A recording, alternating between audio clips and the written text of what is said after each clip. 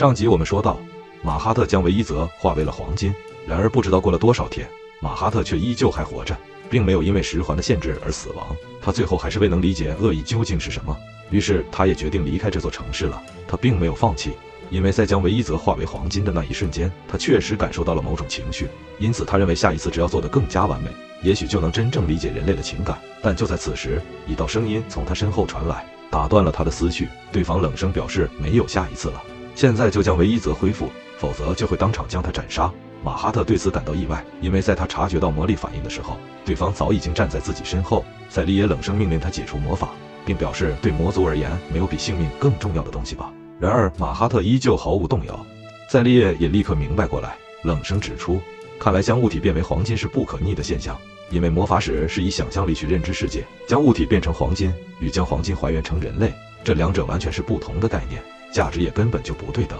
因此马哈特这个无法理解人类的存在，自然不可能让唯一泽恢复原状。马哈特闻言立刻转身反击，但当他的手触碰到赛利耶的瞬间，却震惊地发现自己的手臂开始黄金化。他迅速拉开距离，冷声质问对方究竟做了什么，但很快他就反应过来了，对手这是利用咒反魔法反弹了自己的魔法。赛利耶也冷声回应，如果马哈特刚才再稍微认真一点的话，恐怕现在就已经被自己的魔法给变成黄金了。但马哈特却只是很好奇，为何他可以反弹自己的魔法？他可不认为以人类的魔法技术能够解析自己的万物成金的魔法原理，但赛利耶却表示根本不需要理解，这魔法会自动反弹被视为诅咒的效果，这是源自神话时代的魔法结晶，是最原始且无法用理论解释的力量。他虽然不喜欢这类魔法，但用来对付马哈特却再适合不过。赛利耶最后再次警告，表示这次马哈特已经越界了，但马哈特却只是再次反问他究竟是谁。赛利耶这才报上名号，表示自己是来自遥远神话时代的大魔法使赛利耶。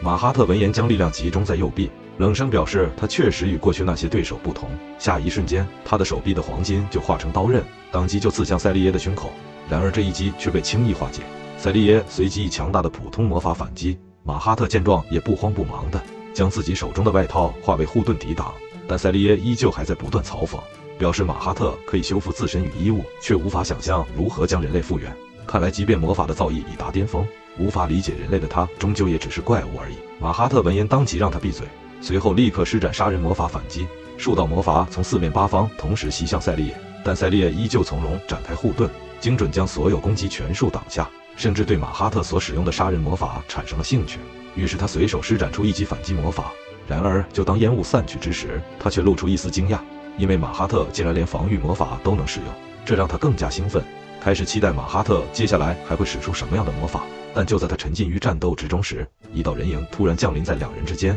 并立刻施展魔法将马哈特牢牢束缚住。马哈特见状冷声表示，看来有人来打扰这场战斗了，而赛利耶也瞬间失去了兴致。那名男子此时催促莱尔恩加快动作，表示自己无法维持太久。赛利耶眼看是莱尔恩的计划，也是冷声斥责他们不要妨碍战斗，因为他刚才明明已经让他们待命。莱尔恩则解释，如果现在就将马哈特消灭，那么万物成金的魔法将会彻底失传，这也意味着唯一泽将永远无法从黄金状态中恢复。赛利耶闻言冷声回应，如果不在这里将马哈特抹除，那么未来的受害者将不止唯一泽一城，甚至整个北部高原都有可能被化为黄金。他绝对不可能坐视这种事情发生。此时马哈特已经开始逐渐破解束缚他的魔法，但莱尔恩依旧坚持，表示将由他们一级魔法使来进行封印，不论需要几十年还是几百年，他们都会持续维持这个封印，直到找到恢复黄金乡的方法为止。但赛利耶却认为这样的可能性极其渺茫，这片土地早已无法回到过去的样子。但在看到弟子们依旧如此坚持之后，他最终也只能选择不再干涉，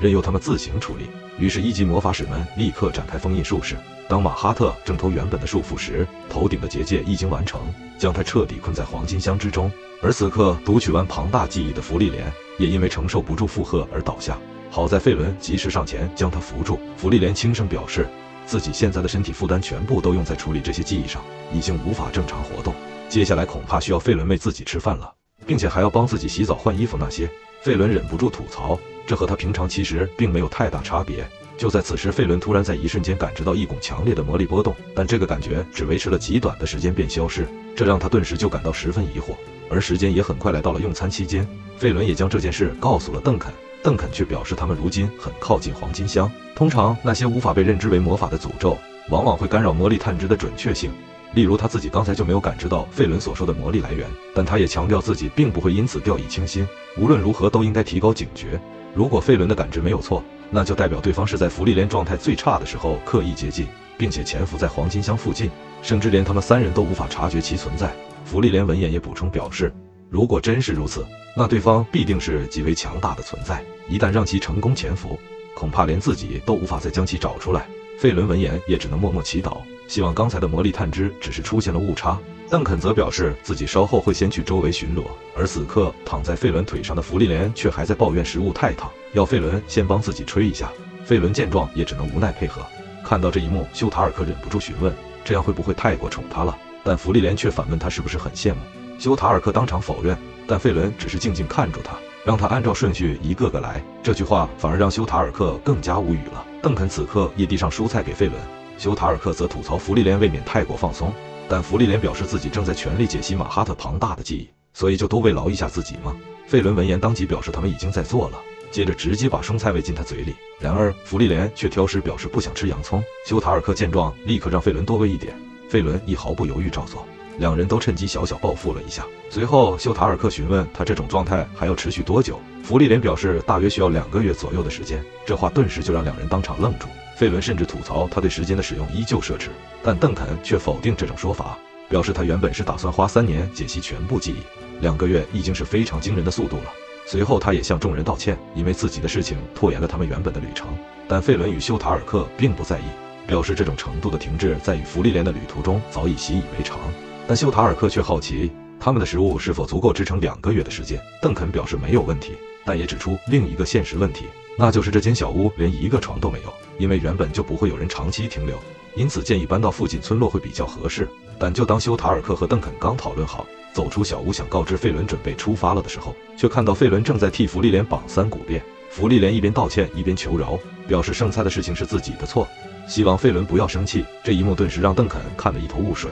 与此同时，在黄金箱结界的边缘，索利提尔独自坐在那里，马哈特也感知到他的存在，并缓缓走来。索利提尔主动向他打招呼，虽然知道隔住结界的他根本听不到，但他仍然继续说下去。他表示芙莉莲已经开始解析马哈特的记忆了，而这个世界上有能力杀死马哈特的魔法使寥寥可数，芙莉莲毫无疑问就是其中之一。马哈特曾经说过希望实现人类与魔族的共存，而自己无论如何都想亲眼见证这个梦想的结局，即使那注定是一个悲惨的结局也无妨。虽然他并不认为马哈特会输，但他自认从以前开始就是个胆小且害怕失败的人，因此才选择提前介入。话音落下，他将手轻轻放在结界之上，然而看住自己被灼伤的手掌，他也因此明白了为什么连马哈特这样的魔法使都无法解除这个结界，因为这个结界是由不同国家与民族的魔法理论共同构成，是无数人类魔法使智慧的结晶，如果没有相关知识根本不可能解开。这也意味着对于一般魔族而言，这是一个无法突破的结界，但对于像索利提尔这种专门研究人类的魔族来说，